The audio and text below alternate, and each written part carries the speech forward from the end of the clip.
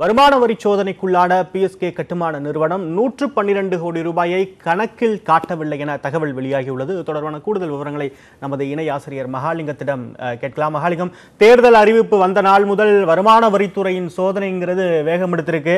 எதிர்க்கட்சி பிரமுகர்களுடைய வீடு, அலுவலகம், தொழிற்சாலைகள்லாம் வருமான வரித்துறை சோதனை நடந்த சமயத்துல அரசு ஒப்பந்ததாரர், குறிப்பா ஆளும் கட்சிக்கு நெருக்கமான ஒரு நிறுவனம் அப்படின்னு பார்க்கப்படக்கூடிய ஒரு நிறுவனத்தில் அதிரடி சோதனை. 14 கோடி ரூபாய் பணம் கைப்பற்றப்பட்டது அப்படிங்கிற செய்திகள்லாம் நம்ம 2 நாட்களா பார்த்துட்டு இருந்தோம். இப்ப 112 கோடி ரூபாய் வருமான வரி கணக்கு காட்டல அப்படிங்கிற செய்தியெல்லாம் எதன் பின்னணியில் புரிந்து கொள்வது? நிச்சயமாக வருமான வரித்துறை தேர்தல் அறிவிப்புக்கு பிறகு தமிழகத்தில் தொடர்ந்து 20க்கும் மேற்பட்ட இடங்களில் சோதனை மேற்கொண்டார்கள். அதில் கிட்டத்தட்ட கணக்கில் வராத 130 கோடி ரூபாய் வரைக்கும் ரொக்கத்தை பறிமுதல் செய்திருக்கிறார்கள். அதே போல வருவாய் ஏய்ப்பை கிட்டத்தட்ட 250 கோடி ரூபாய் வரைக்கும் கண்டுபிடித்திருக்கிறார்கள். தொடர் விசாரணை என்பது நடைபெற்றுக் கொண்டிருக்கிறது.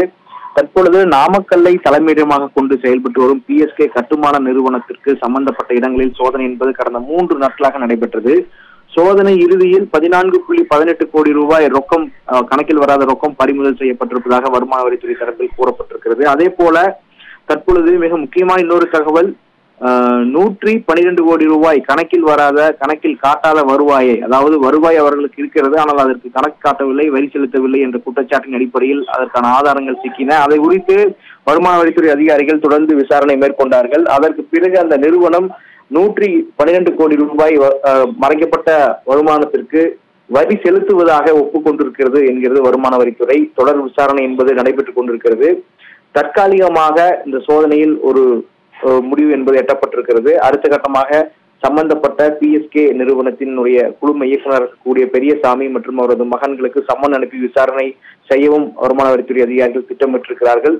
எனவே இன்னும் சில நாட்களில் இந்த முழுமையான தகவல் வெளியாகக்கூடிய வாய்ப்பு இருக்கிறது. இன்னும் எது மாதிரியான பொருட்கள் எல்லாம், ஆவணங்கள் எல்லாம் சிக்கி இருக்கிறது, சொத்து ஆவணங்கள் எல்லாம் சிக்கி இருக்கிறது, எங்கெல்லாம் முதலீடுகள் செய்திருக்கிறார்கள் என்ற விசாரணை என்பது நடக்க வாய்ப்பு இருக்கிறது. இந்த சோதனையை பொறுத்த வரைக்கும் தேர்தல் பணப்பட்டுவாடா தொடர்பான தகவலை மையமாக கொண்டுதான் இந்த சோதனை என்பது நடத்தப்பட்டது.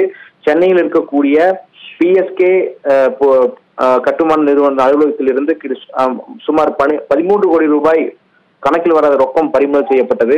இது முழுக்க தேர்தல் பணப்பட்டுவாடா, வாக்காளர்களுக்கு பரிசு கொடுப்பதற்கான ஏற்பாடு, தேர்தல் செலவுக்கான ஏற்பாடு ஆகியவற்றுக்கு பதுக்கப்பட்டதாகவே வருமான வரித்துறை அதிகாரிகள் குற்றம் சாட்டினார்கள். அது சம்பந்தமான ஆவணங்கள் சிக்கியிருப்பதாக சொன்னார்கள்.